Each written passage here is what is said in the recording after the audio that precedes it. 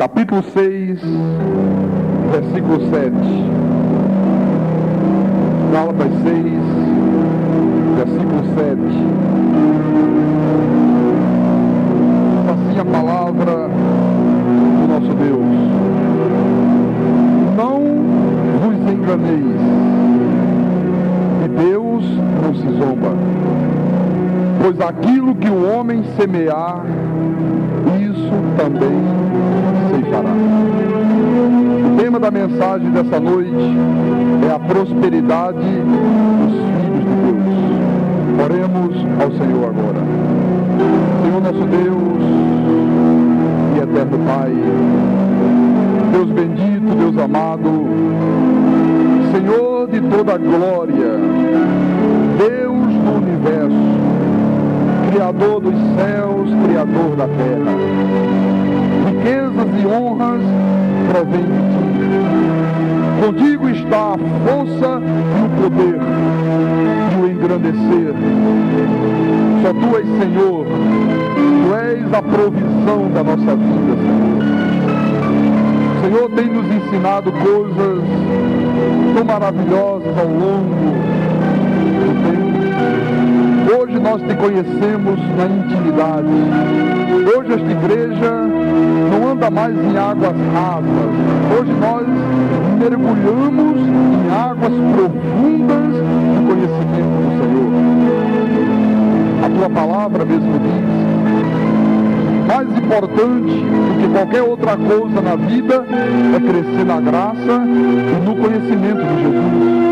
O conhecimento pleno do Deus Todo-Poderoso, para que não sejamos mais como meninos, como crianças espirituais, agitadas de um lado para o outro, levadas ao redor por toda sorte de vento de doutrinas, mas que tenhamos a nossa vida edificada sobre a verdade da tua palavra. A verdade da tua palavra é a rocha.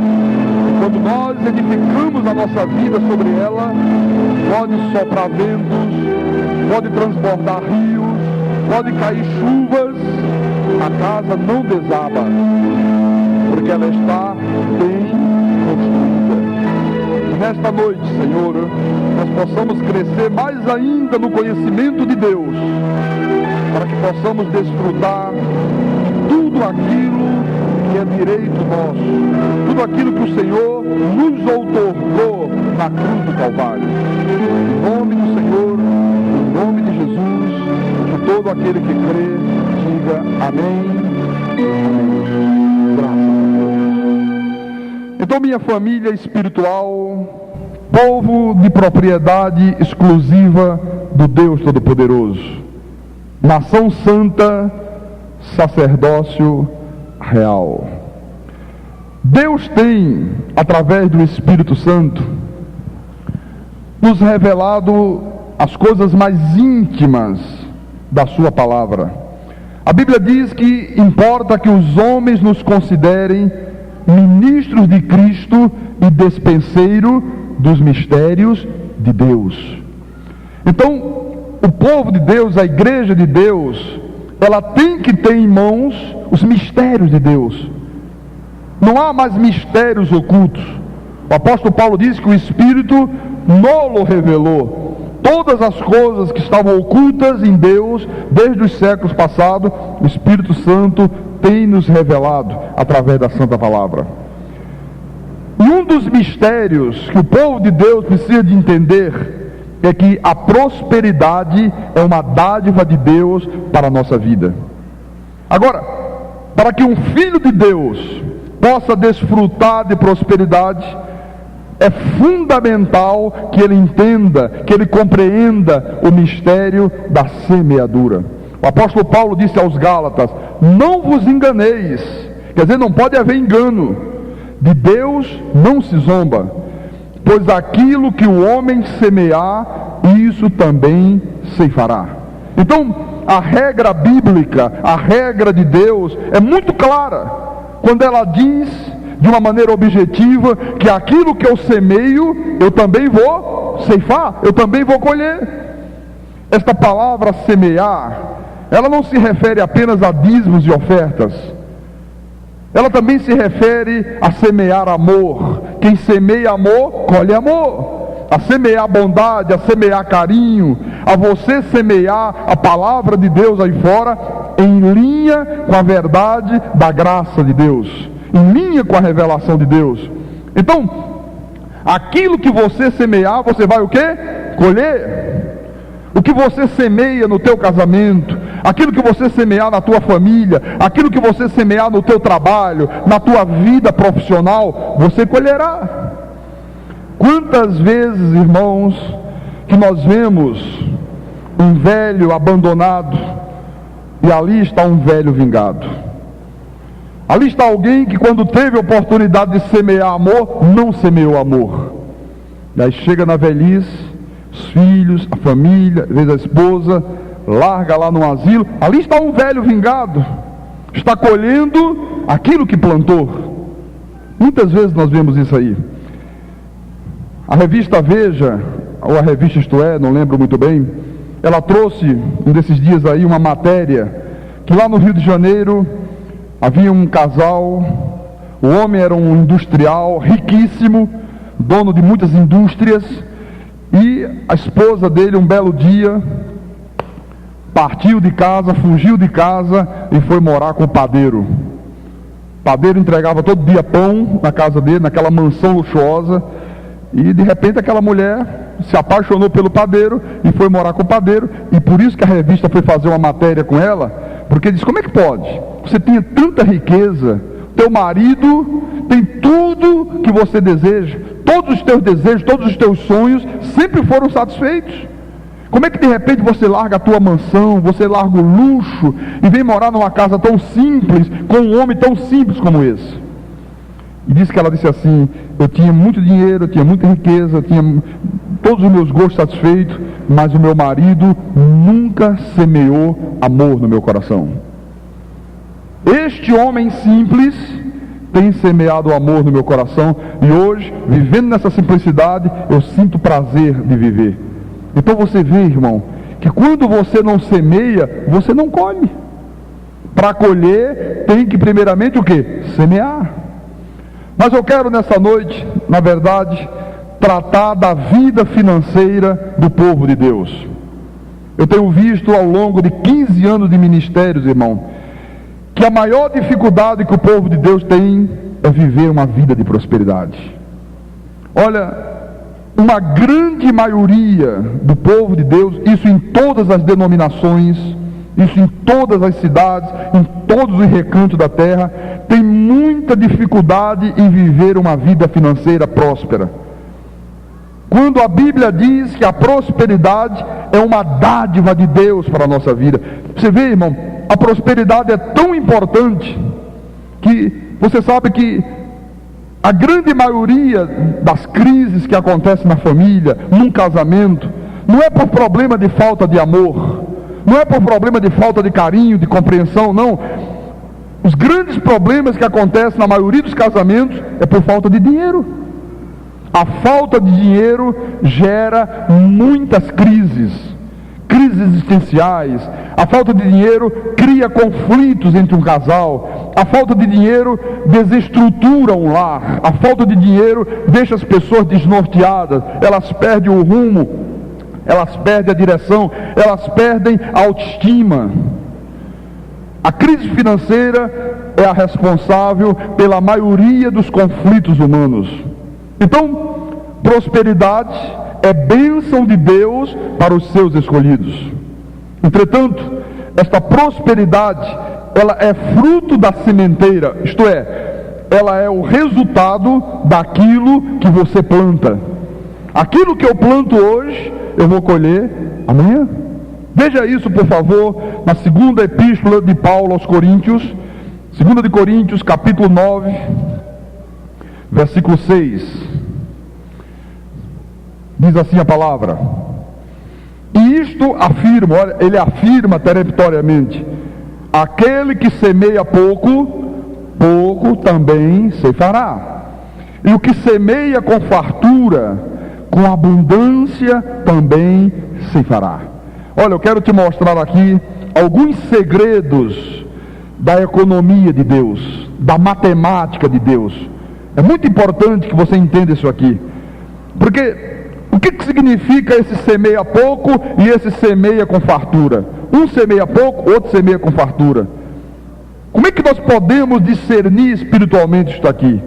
Será que quando alguém semeia, por exemplo, dá uma oferta na igreja de 100 reais e o outro deu uma oferta de 10 reais, será que aquele que deu 100 semeou com fartura e o que deu 10 semeou pouco? Nem sempre. Nem sempre. A matemática de Deus não é essa. Muitas das vezes você pode estar dando uma oferta para Deus de R$1 e a pessoa está dando lá 500 reais, e aquele R$1 que você dá ser muito mais valioso para Deus do que aquele que deu 500. Porque às vezes a pessoa dá uma grande oferta na obra de Deus, mas ela dá daquilo que está sobrando. Ela poderia ter dado muito mais, e às vezes a pessoa dá R$1 na igreja, e aquele R$1 só Deus sabe a dificuldade que é para aquela pessoa dar. Às vezes a pessoa está passando por uma crise violenta, às vezes está vivendo momentos de muitas dificuldades na vida financeira. Então para Deus, pode ser maior do que 500, pode ser maior do que 100. Então quando ele diz, aquele que semeia pouco, pouco também se fará, e o que semeia com fartura, com abundância também se fará, significa que esse pouco, ou esta fartura, é em relação àquilo que eu tenho, não é em relação àquilo que os outros dão. Deus está olhando em relação ao que eu possuo. Ainda que eu possua pouco, mas se daquele pouco que eu tenho, eu dou com fartura para Deus, eu dou para Deus o melhor, a Bíblia diz que eu também vou ceifar com abundância. Você sabe que há pessoas que no passado, antes de virem para Jesus, antes do Espírito Santo as trazerem, elas semearam com fartura para o diabo, através de bebida, através de jogo, carnaval, farras. Pessoas que no passado não mediam esforços quando chegava a época de pular carnaval. Alguns, mesmo nos momentos de grande dificuldade financeira, nunca deixaram de sustentar o vício do cigarro, o vício da bebida. O teu pastor é um exemplo disto.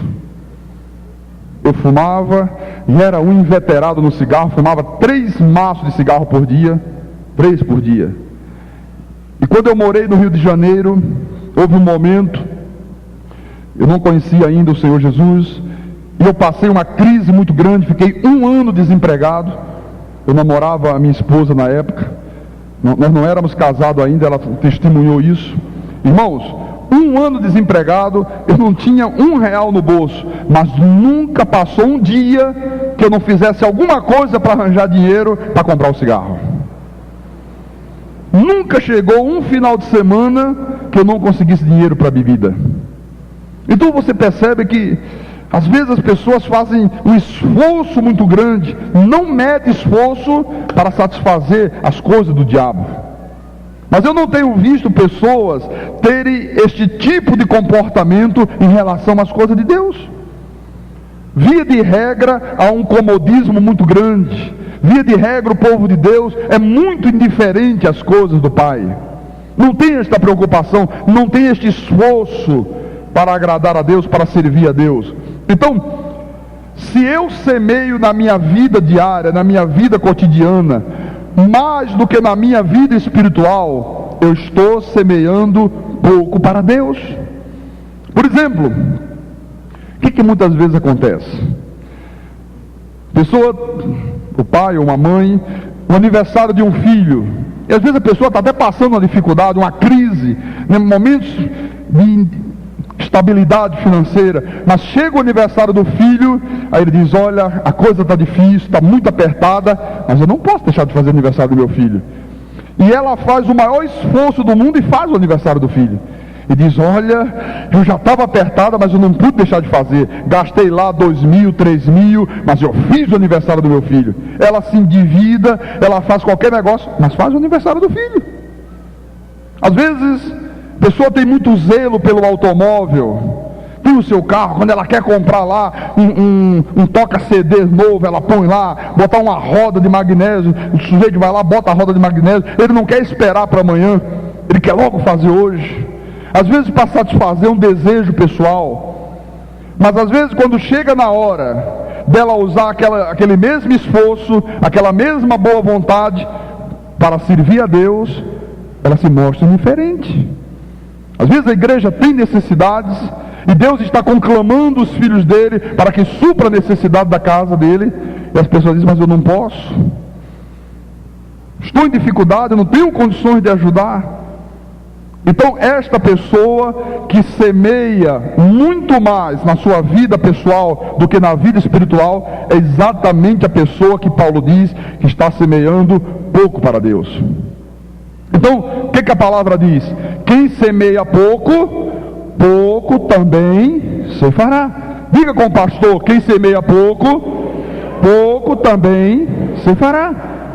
O que é esse pouco também ceifará? Irmão, é o salário que não multiplica, é uma promoção que nunca sai, são os negócios que não dão o resultado esperado.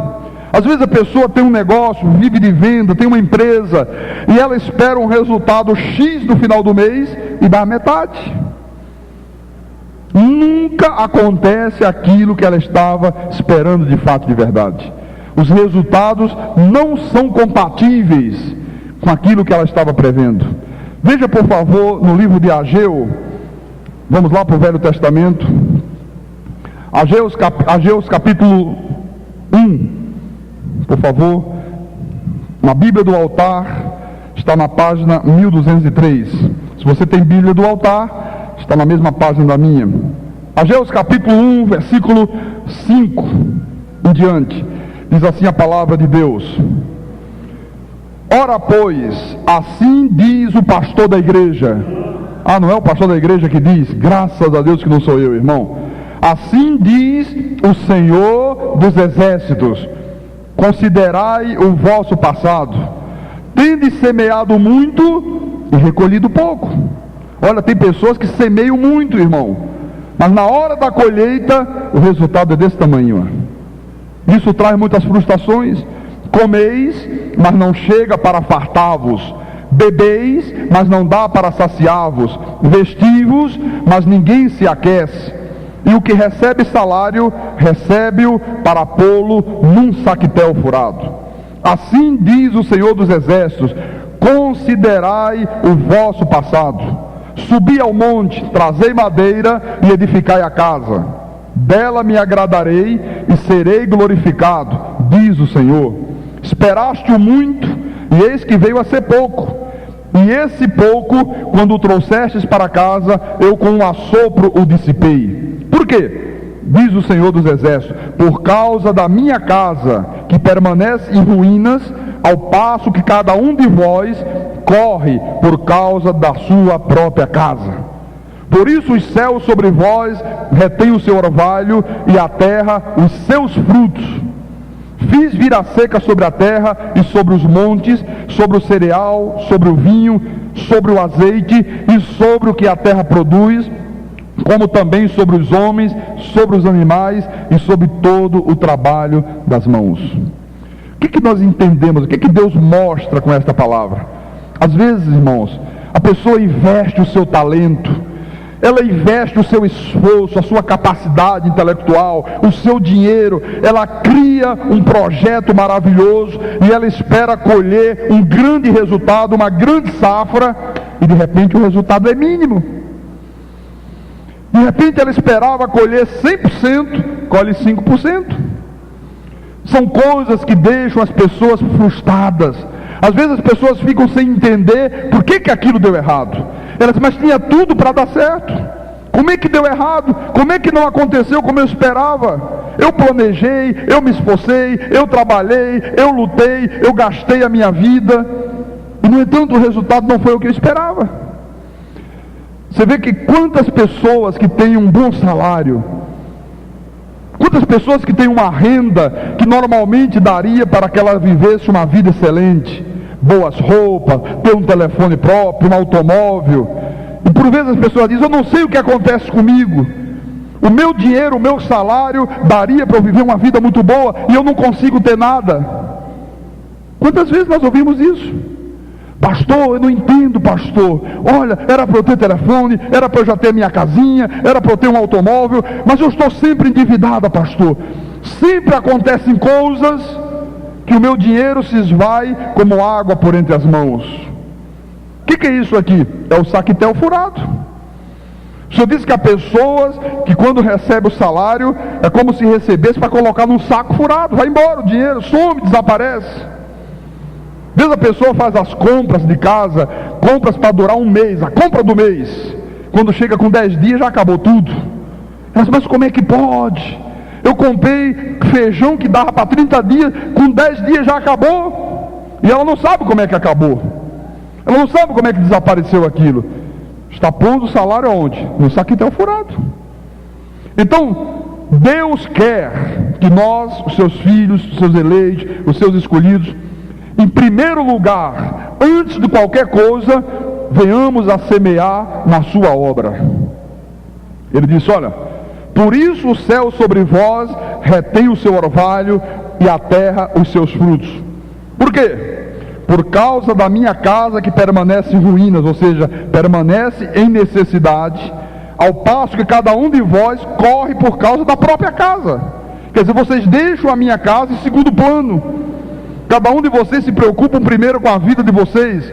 Quando Deus está dizendo, não, se preocupe primeiro com a minha casa, se preocupe primeiro com as necessidades da minha obra, e todas as outras coisas que vocês necessitam serão acrescentadas. Aqui está o segredo para quem quer viver uma vida de prosperidade. Olha, quem está aqui nessa noite que quer viver uma vida de prosperidade, diga amém. Porque se você não quiser, irmão, na hora que Deus te der, você traz para mim que eu quero, tá bom? Não há nada melhor do que viver uma vida de prosperidade.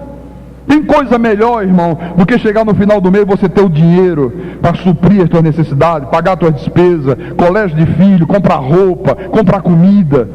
Toda necessidade que aparecer, você ter com que suprir aquela necessidade. Chega uma época de você tirar férias do teu trabalho, você fazer uma bela viagem de férias. Você vê que normalmente as pessoas não desfrutam disso. Trabalha, chega na época das férias, vende as férias para continuar trabalhando, porque está precisando de dinheiro. Não pode, isso é contrário ao que a Bíblia diz que tem que ser a nossa vida. Então, o segredo está aqui, semear. Essa palavrinha mágica, semear. Semear com fartura. O que é semear com fartura? É eu sempre colocar em primeiro plano Deus.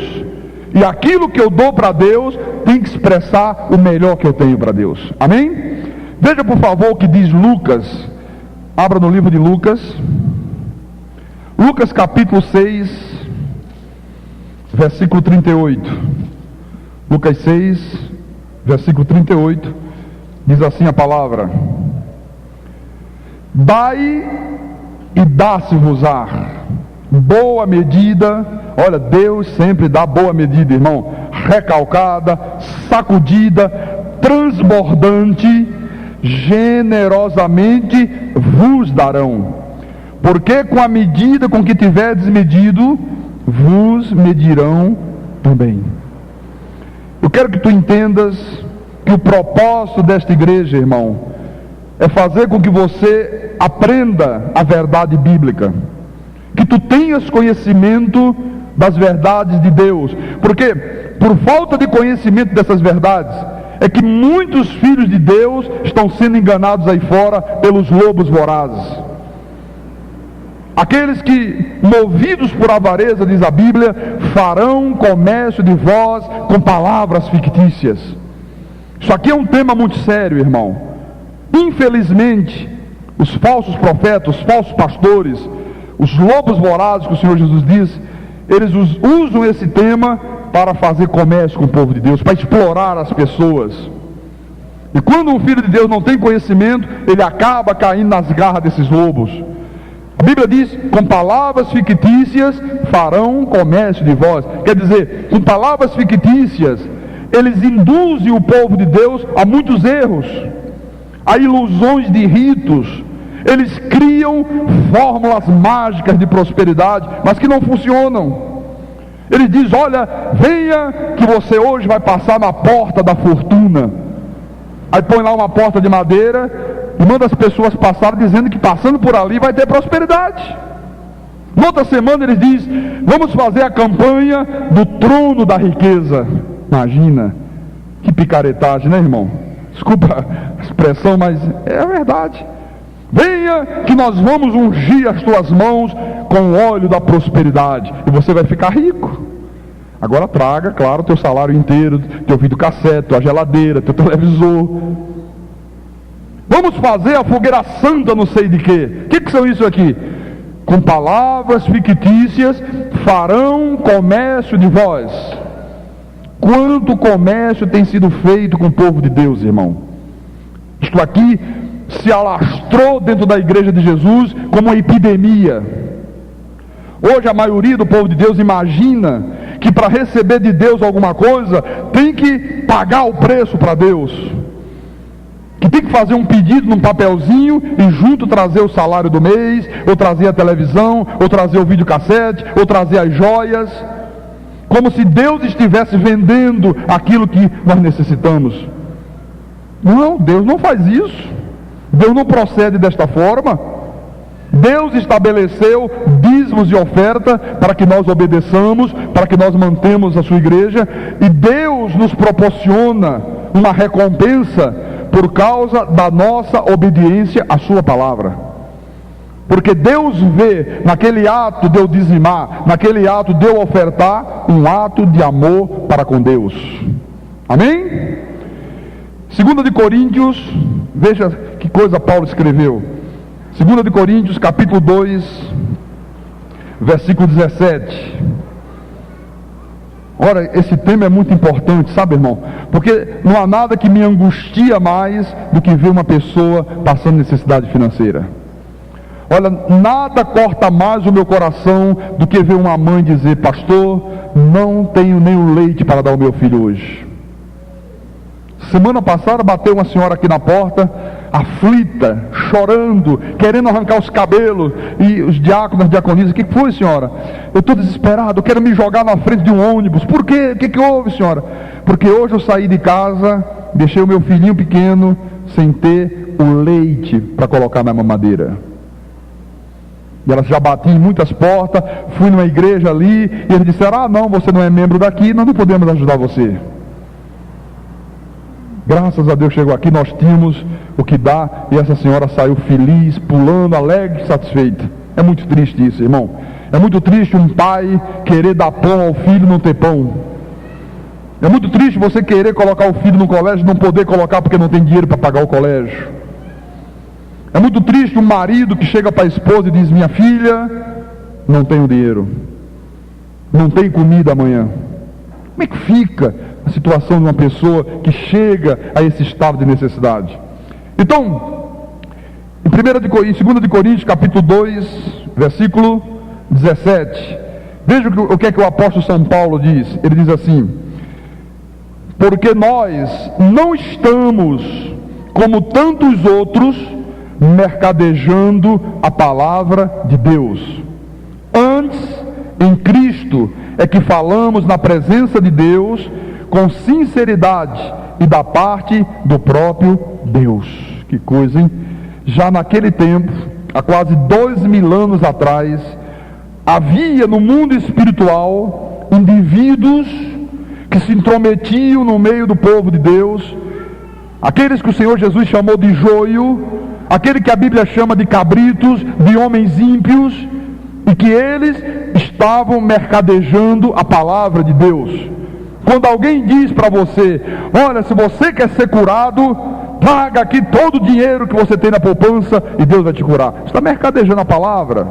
Você é um ímpio, você é um filho das trevas, você é o filho da perdição, você é o homem da iniquidade. A senhora veio aqui, ela professora da igreja batista, e ela teve um problema de saúde, pareceu um cisto no seio, e ela ficou muito aflita, apavorada, porque o médico disse: olha, a coisa aí não está boa, a coisa aí está me cheirando, né? E ela, no momento do desespero, você vê que é uma pessoa não conhecer Deus, hein, irmão? Professora de uma escola dominical, mas não conhece Deus, conhece a letra. Ela disse: pastor, na hora que veio essa tempestade, na hora que veio essa coisa difícil, eu perdi o controle e fui buscar ajuda nesses lugares aí de corrente. E quando cheguei lá, falso profeta me atendeu, disse: "Oh, isso é tranquilo, câncer é colher de chá, não tem problema nenhum, pode ficar tranquila, vai resolver tudo." Ela disse: "Graças a Deus, agora você vai ter que fazer o seguinte, você vai vir amanhã, pega aqui esse envelope da Fogueira Santa, não sei de que, faz os pedidos, diga que está com câncer, quer ser curada, e traga R$70. Ela disse: "Mas eu não tenho esse dinheiro agora." "Ah, dê um jeito, venda alguma coisa, faça qualquer negócio, é câncer, minha senhora. Se a senhora não der isso para Deus, Deus não pode te curar." Irmão, verdadeiro caso de polícia, igualzinho na macumba. Ah, se não fizer o trabalho, não tem jeito. Quer dizer, eles colocam Deus na mesma posição do diabo, dos demônios. Deus não é isso. Tudo que Deus concede para a nossa vida, irmão, Deus o faz graciosamente. É você semear bondade, é você semear carinho, é você semear a palavra de Deus, a verdade de Deus. Quanto mais você semeia, mais você vai colher de Deus. E a Bíblia diz que vai colher com fartura, vai colher com abundância. Amém? Então, a verdade da Bíblia, o que é? É que sempre que eu dou a Deus por amor, eu sempre recebo de Deus um retorno sem medida. Porque nada passa desapercebido ao conhecimento de Deus, meu irmão. Absolutamente nada. Deus está no controle de todas as coisas. Agora isso aqui não é para você barganhar com Deus. Não, não é isso. Veja o que diz o sábio Salomão, no livro de Provérbios. Provérbios capítulo 11, versículo 24. Salomão disse assim: "A quem dá liberalmente, ainda se lhe acrescenta o quê? Mais e mais." O que é dar liberalmente? É você dar sem visar receber nada em troca. Olha, nós vivemos num mundo, numa sociedade onde ninguém dá nada liberalmente a ninguém, irmão. A mim me dá uma impressão que as pessoas estão sempre prontas a dar alguma coisa ou outra, mas sempre quando elas veem a possibilidade de receber algo em troca maior do que aquilo que ela está dando. Às vezes uma amizade que a pessoa quer ter com você, ela já está de olho em algum proveito que ela possa tirar dessa amizade. Não é assim com Deus. Nós não podemos proceder desta forma com Deus. Quem dá a Deus liberalmente, a Bíblia está dizendo, ainda vai se lhe acrescentar mais e mais e mais. Ao que retém mais do que é justo, ser-lhe-á em pura perda. Então, a tua generosidade para com Deus é exatamente a medida da tua prosperidade. A nossa prosperidade, irmão, ela é consequência da minha generosidade no dar para Deus. Isso aqui é absolutamente bíblico. Isso aqui não é vãs filosofias. Isso aqui não é palavras fictícias. Isso aqui é verdades bíblicas, inquestionáveis. Quando eu dou para Deus, eu recebo de Deus. É a recompensa de Deus, é o galardão de Deus pela minha obediência. Não é a igreja que vai te dar de volta. Deus sempre usa alguém para promover coisas grandes na tua vida. Ele te prospera em bons negócios, Ele te prospera em bons empregos, Ele te prospera te dando promoções. A Bíblia diz que Ele é o Deus de toda a provisão. Você sabe que hoje eu moro numa granja, aqui na região metropolitana de Recife. E hoje, aonde eu moro, se eu fosse vender hoje, eu não venderia. Se alguém chegasse lá, se eu dou $200 mil, eu não vendo. 300, não vendo. 400, aí a gente já vai conversar. Aí já dá para conversar. Aí você diz: pastor, então, como é que pode isso? Irmãos, há quase 5 anos atrás, eu nunca tinha tido uma casa própria para morar. Sempre morei de aluguel. Há 5 anos passados, exatamente depois que eu saí da seita, né? Um belo dia, nós fomos pagar o nosso aluguel, na imobiliária, e o rapaz disse: pastor, aquela ideia de que pastor é dinheiro, roubo e tal, né? Tem uma coisa boa para o senhor, comprar uma granja. Eu digo: não, meu irmão, não quero granja nenhuma. Até que eu gostaria, mas não tinha dinheiro para comprar, né? Eu digo: não, mas não quero, não, mas tá, vamos pelo menos olhar a granja, aquela coisa e tal. E era um dia que eu estava meio de bobeira, como diz aí no linguajar popular. Eu disse: tá bom, vamos dar uma olhada. Olhar não custa nada, não paga preço, né? E fui lá ver. E realmente gostei. Eu digo: poxa, que lugar bacana, que lugar maravilhoso, cheio de árvore, bonito, agradável, né? Esse rapaz está vendendo aí, ele quer $80 mil. Mas eu não tinha $80 mil. A única coisa que eu tinha era um automóvel que valia $20 mil, $20 mil, né? Se fosse hoje. Eu tinha esse automóvel. O rapaz queria 80. Eu digo: não, eu não tenho condições, eu não quero comprar nada agora, não dá para comprar, passou. Irmãos, na outra semana ele tornou a ligar e disse: olha, o rapaz mandou oferecer ao senhor por 70. Eu digo: meu irmão, eu não quero comprar nada. Eu não disse para ele que não podia, eu disse que não queria. Não interessava dizer que não podia. Passaram-se mais alguns dias, o telefone novo, olha, baixou para 60. Já estava se tornando uma coisa chata, sabe? Sabe aquele que você não pode, cara, insistindo? Até que uma noite, meu irmão estava até aqui, ele tinha vindo do Rio de Janeiro aqui a Recife, ele estava lá na minha casa. Aí o telefone tocou: senhor, é o proprietário já não era mais o corretor, já era o proprietário. E eu digo: não vou nem atender. Vai lá, meu irmão, fala com ele, conversa com ele. Diga que eu não quero. Expliquei a situação, meu irmão foi lá. Daqui a pouco meu irmão voltou e disse: olha, acabei de comprar a granja para você. Eu digo: como? Você está louco? Como é que você comprou granja para mim? Eu disse: comprei por $20 mil. Eu digo: mas eu não tenho, eles tem o carro. Vende o carro e vai. Mas esse, não pode, era 80, agora é 20. Ele disse: olha, esse homem estava tão aflito por dinheiro, que meu irmão disse: olha, quer saber de uma coisa? Eu vou lhe fazer uma proposta, o senhor não vai querer, o senhor vai achar que é loucura, mas é pegar ou largar. Dou 20 mil na sua granja.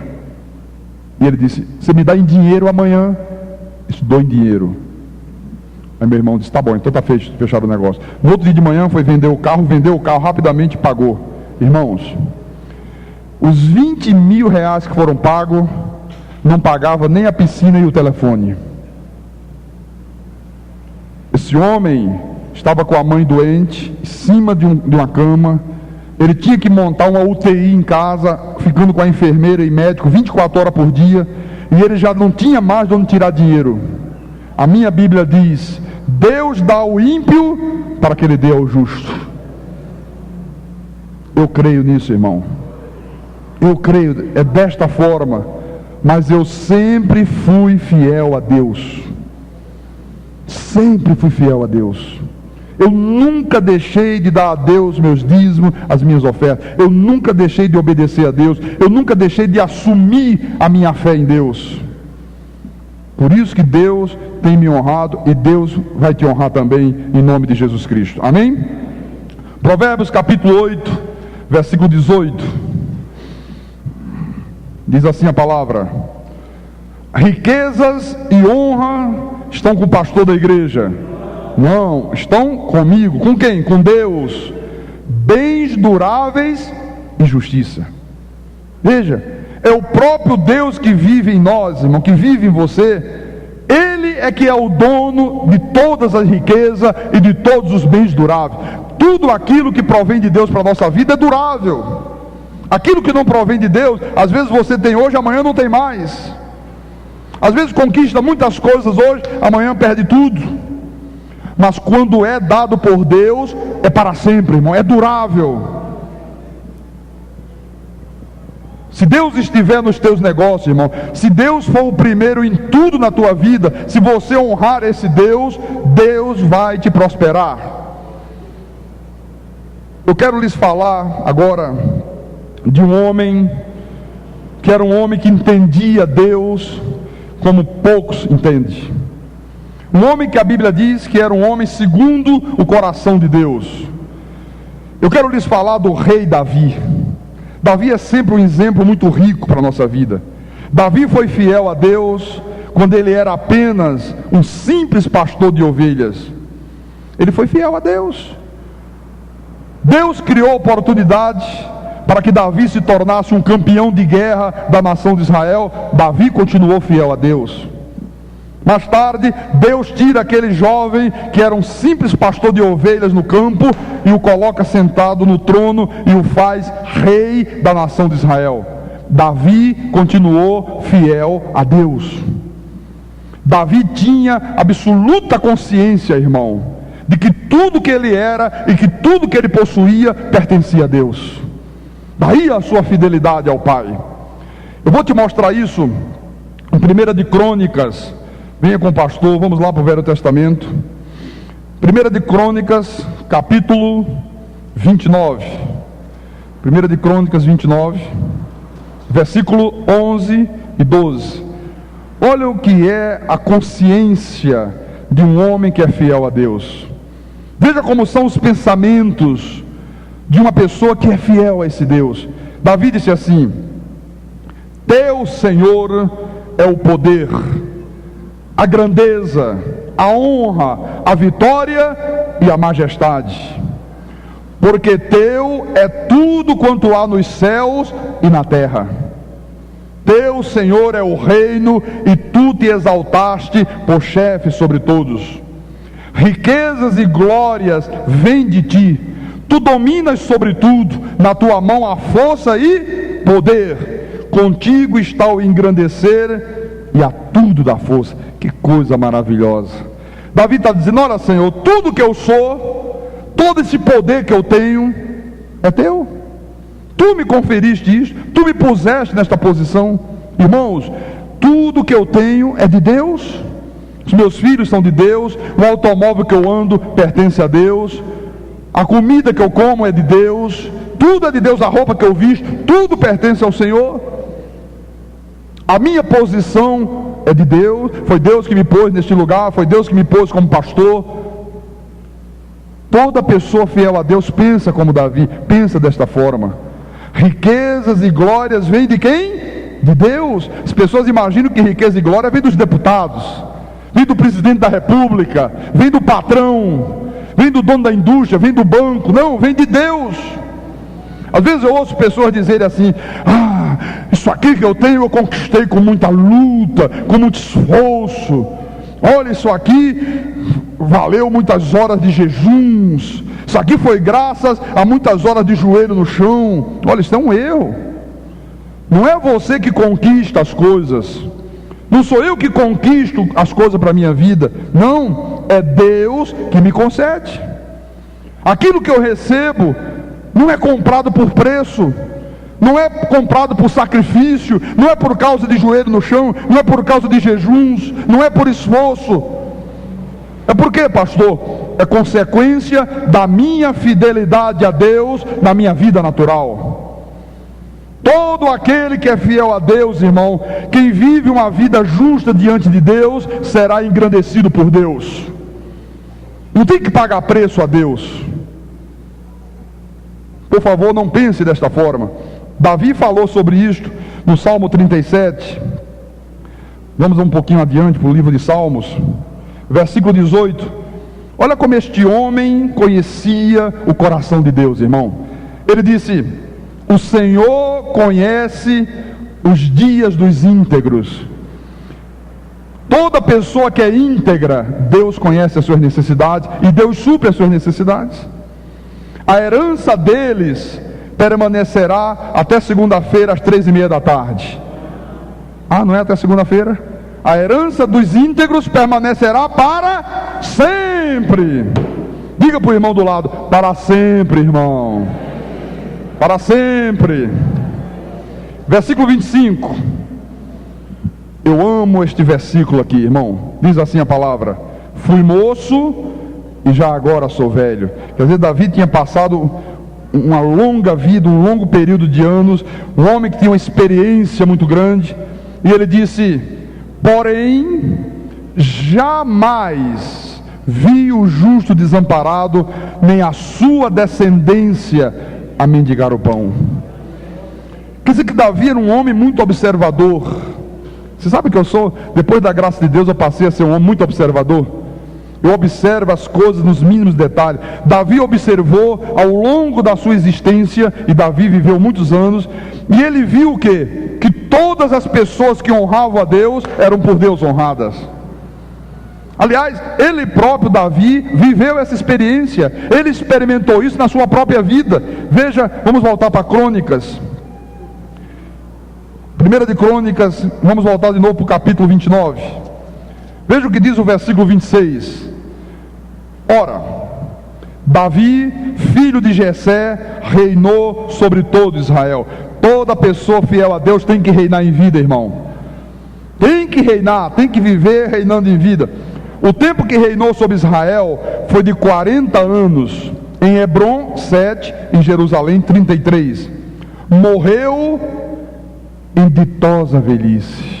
Você sabe o que significa em ditosa velhice? Davi morreu com muitos anos de vida, já muito velho, mas numa velhice alegre. Que coisa bonita é você chegar, irmão, a uma idade avançada, cheio de alegria, cheio de vigor, cheio de entusiasmo, cheio de juventude. O corpo envelhece, mas o espírito é sempre jovem. Cheio de dias, riquezas e glória. E Salomão, seu filho, reinou em seu lugar.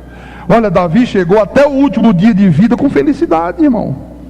Você sabe o que? Você chegar até a última hora de vida, até o último suspiro, dizendo: eu sou feliz. Você sentir prazer todos os dias que acorda. Você viver uma ditosa velhice. Davi viveu com riquezas, Davi viveu com glória. Quem foi que ocupou o trono de Davi quando ele morreu? Seu filho Salomão. A palavra diz o quê? Jamais vi o justo desamparado, nem a sua descendência a mendigar o pão. Quem é a minha descendência? Os meus filhos. Deus está dizendo que se eu for justo, ainda que eu morra, ou mesmo após a minha morte, os meus filhos não serão desamparados por Ele. Aleluia. Esta é a maior herança que eu posso dar para os meus filhos, irmão. É viver uma vida justa diante de Deus.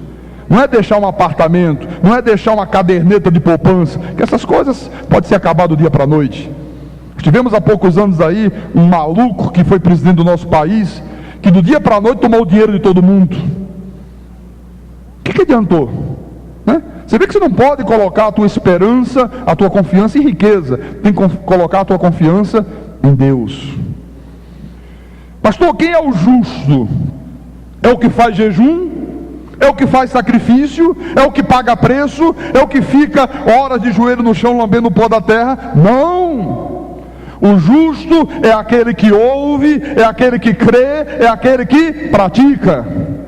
Diga: ouve, crê e pratica. Toda pessoa que ouve a palavra de Deus, crê na palavra de Deus e pratica a palavra de Deus, a Bíblia diz que ela é justa aos olhos de Deus. Eu quero te mostrar, irmão, as atitudes e os pensamentos de uma pessoa que é justa diante de Deus. No capítulo 29 de 1 de Crônicas, no versículo 1 em diante, diz assim: disse mais o rei Davi a toda a congregação. O que Davi disse à congregação? Salomão, meu filho, o único a quem Deus escolheu, é ainda moço e inexperiente, e esta obra é grande, porque o palácio não é para homens, mas para o Senhor Deus. O que estava acontecendo aqui? Deus havia dito a Davi, havia dado a Davi todas as instruções para que Davi construísse o templo para Deus. Ele tinha que edificar o templo para Deus, e quem tinha que realizar essa tarefa era o seu filho Salomão. Então Davi disse assim para a congregação, para o povo de Israel: eu, pois, com todas as minhas forças, já preparei para a casa de meu Deus ouro para as obras de ouro, prata para as de prata, bronze para as de bronze, ferro para as de ferro e madeiras para as de madeira, pedras de ônix, pedras de engaste, pedras de várias cores, de mosaicos e de toda a sorte de pedras preciosas, e mármore, e tudo em abundância. Que coisa linda era este homem, irmão. Tudo que este homem fazia para Deus, ele fazia com abundância. Por isso que ele foi um rei próspero. Durante os anos que Davi reinou sobre Israel, foi o período melhor que Israel viveu. E ainda porque amo a casa de meu Deus, olha, irmão, quem é justo ama a casa do seu Deus, ama a igreja. O que Davi fez porque amava a casa do seu Deus? Ele disse: o ouro e a prata particulares que tenho, dou para a casa de meu Deus, afora tudo quanto preparei para o santuário. 3.000 talentos de ouro, do ouro de Ofir, e 7.000 talentos de prata purificada, para cobrir as paredes das casas. Ouro para os objetos de ouro, e prata para os de prata, e para toda a obra de mão dos artífices. E aí, depois que Davi falou isso, ele disse assim para o povo: quem, pois, está disposto hoje a trazer ofertas liberalmente ao Senhor? Davi disse: olha, a minha parte eu já fiz, todo o meu esforço eu já realizei, o que eu tinha que fazer eu fiz, está aqui. Tudo que eu possuía, tudo que eu tinha, eu dei para a casa do meu Deus. Eu amo a casa do meu Deus. Agora eu quero saber quem está disposto a fazer o mesmo que eu fiz. Quem está disposto a trazer ofertas liberalmente para Deus? Davi estava dizendo: olha, quem está disposto a dar sem querer receber nada em troca? Hoje o povo de Deus: não, como é que é o negócio? Eu posso fazer 500.000 pedidos, papelzinho de oração e tal. Olha, Deus, eu estou dando isso aqui, mas está aqui a relação, o que eu quero em troca? Como se estivesse comprando os benefícios de Deus. Ele disse: olha, o palácio não é para homens, é para Deus. Irmãos, tudo que você faz na vida espiritual é para Deus, não é para os homens, não é para o pastor, é para Deus. A obra de Deus, a igreja de Deus. Sempre faça para Deus o melhor, porque a Bíblia diz que quem dá a Deus por amor sempre vai receber em abundância, e quem dá por amor também sempre dá em abundância. Por amor você nunca age com avareza. Veja o versículo 16, o que é que diz: Senhor nosso Deus, toda esta mesquinharia que preparamos, não foi mesquinharia que eles prepararam? Toda esta abundância que preparamos para te edificar uma casa ao teu santo nome, vem da tua mão e é toda tua. Que coisa maravilhosa, hein? Ele disse: olha, Deus, isso que nós estamos dando não é motivo de orgulho, não é motivo da gente andar aqui com o peito empinado: eu dei o meu dízimo, a minha oferta. Não, tudo isso é teu, tudo pertence ao Senhor. O Senhor que faz chegar nas minhas mãos. Esse salário que eu ganho, ó Deus, e te devolvo 10% do meu dízimo, na verdade todo ele pertence a ti. O Senhor é que é o dono de todo o ouro e de toda a prata. Olha como é que é o pensamento de uma pessoa que honra a Deus como Senhor dos céus e da terra. E por isso Deus honrava este homem, irmão. Você vê que Salomão, filho de Davi, ele via como é que o seu pai procedia, ele viu as experiências, ele viu os exemplos na vida do próprio pai. E quando ele escreveu o livro de Provérbios, olha o que é que Salomão diz. Venha comigo, por favor, em Provérbios, capítulo 3, versículo 9. Por isso que nós devemos sempre dar exemplo aos filhos em casa, irmão. Os meus filhos veem que todo o dinheiro que chega nas minhas mãos, a primeira coisa que eu faço é dar os dízimos para Deus. Quando eles recebem uma mesada, a primeira coisa que eles fazem é separar o dízimo para Deus. E eu digo: olha, honre a Deus, meus filhos, porque Deus se agrada disso. Se você honrar a Deus, Deus sempre vai honrar você, em toda e qualquer circunstância. Então, Salomão escreveu assim, capítulo 3 de Provérbios, versículo 9: honra ao pastor da igreja. Não é para honrar o pastor? Não, honra ao Senhor com os teus bens e com as primícias de toda a tua renda, e você ficará cada dia mais pobre e miserável. Não é isso que acontece não, irmão? Quer dizer que quando eu honro a Deus com meus bens, com as primícias de toda a minha renda, o que acontece? E se encherão fartamente os teus celeiros, e transbordarão de vinho os teus lagares. Aleluia. Olha, quer ter uma vida farta, quer ter uma vida transbordante, você quer ser uma pessoa próspera, honre a Deus, seja fiel à palavra, obedeça ao teu Deus, ame a tua igreja, e Deus cumprirá esta palavra na tua vida. Você alguma vez já honrou a Deus com um bem teu? Como é difícil hoje, né, irmão? Como é difícil na igreja de Jesus as pessoas fazerem isso liberalmente. Eu vejo muitas pessoas fazerem nas seitas, mas elas fazem não é honrando a Deus, elas fazem visando tirar proveito. Olha, Deus, eu estou dando essa minha joia aqui, compensação, está aqui 500 mil pedidos que eu necessito. Então ela dá aquilo imaginando que Deus vai ficar obrigado a dar aquilo que ela está necessitando. Está barganhando com Deus, está querendo comprar Deus. A palavra diz o quê? Aos que me honram, honrarei. Aos que me honram, honrarei. Veja, por favor, o exemplo que o livro de Atos dos Apóstolos nos apresenta. Livro de Atos, capítulo 4, versículo 36 e 37. Diz assim: José, a quem os apóstolos deram o sobrenome de Barnabé, que quer dizer filho de exortação, levita, natural de Chipre, como tivesse um campo, vendendo-o, trouxe o preço e o depositou aos pés dos apóstolos.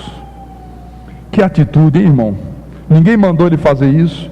Ninguém disse: José, vai lá, vende, que Deus vai fazer isso, vai fazer aquilo, vai curar, vai libertar, vai transformar. Não. Ele fez o que? Liberalmente. Olha, irmãos, eu creio que esse Barnabé aqui deve ter recebido uma grande recompensa de Deus. Por quê, pastor? Porque ele honrou a Deus com um bem seu. Ele fez aquilo que a palavra diz, ele creu naquilo que está escrito, e Deus não deixa de cumprir a palavra. É Deus que inclina o coração, irmão. Só pode fazer isso uma pessoa que está sendo tocada pelo Espírito Santo, uma pessoa que é inclinada por Deus para servi-lo. Lucas, olha o que Lucas fala aqui. Isso é interessantíssimo. Lucas capítulo 4, versículo 25. Ele diz assim a palavra: Na verdade vos digo que muitas viúvas havia em Israel no tempo de Elias, quando o céu se fechou por 3 anos e 6 meses, reinando grande fome em toda a terra. E a nenhuma delas foi Elias enviado, senão a uma viúva de Sarepta de Sidom. O que Deus está querendo dizer com isso aqui? Jesus disse: olha, havia muitas viúvas naquele tempo, mas a nenhuma delas o profeta Elias foi enviado, senão a uma viúva de Sarepta de Sidom. Vamos ver isso lá no livro de 1 de Reis, 1 de Reis capítulo 17, 1 de Reis 17, versículo 8 em diante, diz assim a palavra: Então lhe veio a palavra do Senhor dizendo: Dispõe-te e vai a Sarepta, que pertence a Sidom, e demora-te ali, onde ordenei a uma mulher viúva que te dê comida. Então ele se levantou e se foi a Sarepta. Chegando à porta da cidade, estava ali uma mulher viúva apanhando lenha. Ele a chamou e lhe disse: Traze-me, peço-te, uma vasilha de água para eu beber. Indo ela buscá-la, ele a chamou e lhe disse: Traze-me também um bocado de pão na tua mão. Porém ela respondeu: Tão certo como vive o Senhor teu Deus, nada tenho cozido, há somente um punhado de farinha numa panela e um pouco de azeite numa botija. Em vez daqui, apanhei 2 cavacos e vou preparar esse resto de comida para mim e para o meu filho. Comê-lo-emos e morreremos. Elias lhe disse: Não temas, vai e faz o que disseste. Mas primeiro, faze dele para mim um bolo pequeno e traze-me aqui fora. Depois, farás para ti mesma e para teu filho. Porque assim diz o Senhor Deus de Israel: a farinha da tua panela não se acabará, e o azeite da tua botija não faltará, até o dia em que o Senhor fizer chover sobre a terra. Foi ela e fez segundo a palavra de Elias. Assim comeram ele, ela e a sua casa muitos dias. Da panela a farinha não se acabou, e da botija o azeite não faltou, segundo a palavra do Senhor por intermédio de Elias. Eu quero terminar a mensagem dessa noite, irmão, com este texto bíblico, com este acontecimento bíblico, dizendo para você que Esta viúva de Sarepta, ela tipifica a igreja de Jesus. Ela é a igreja.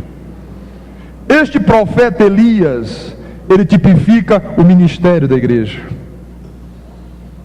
E quando a igreja honra em primeiro lugar o ministério, o que é que Deus está dizendo aqui? Quando vier crises, quando você vir que tem pessoas passando fome, pessoas desempregadas, não acontecerá isso na tua vida. É esse o exemplo que a Bíblia está nos mostrando, irmão. O profeta Elias é o ministério da igreja. A viúva de Sarepta é a igreja. Todos nós um dia chegamos aqui como esta viúva, numa situação de crise, caídos, necessitados, enfrentando provações, enfrentando dificuldades, e nós honramos a Deus, e Deus começou a fazer com que as promessas dele se cumprissem na nossa vida.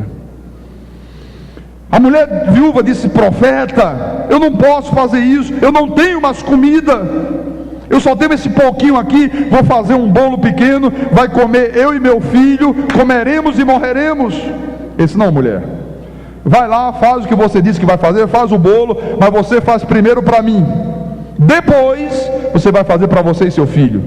E se você fizer isso, o Senhor Deus de Israel não permitirá que se acabe a farinha da tua panela, nem o azeite da tua botija. Enquanto houver seca sobre a terra, havia uma seca violenta, havia morte, havia fome. Ela disse: enquanto houver isso, você não será atingido por essas coisas. Irmãos, quando nós honramos a Deus, quando nós temos a coragem, a intrepidez, a ousadia de honrar a Deus acima de todas as coisas, acima da nossa própria vida, esta palavra se cumpre. Pode ter desemprego, Deus vai manter o teu emprego. Pastor, a crise está grande, as empresas estão falindo, estão quebrando, a tua não vai falir. No meio da crise, a tua vai prosperar. É isso que Deus promete, meu irmão, por causa da tua fidelidade.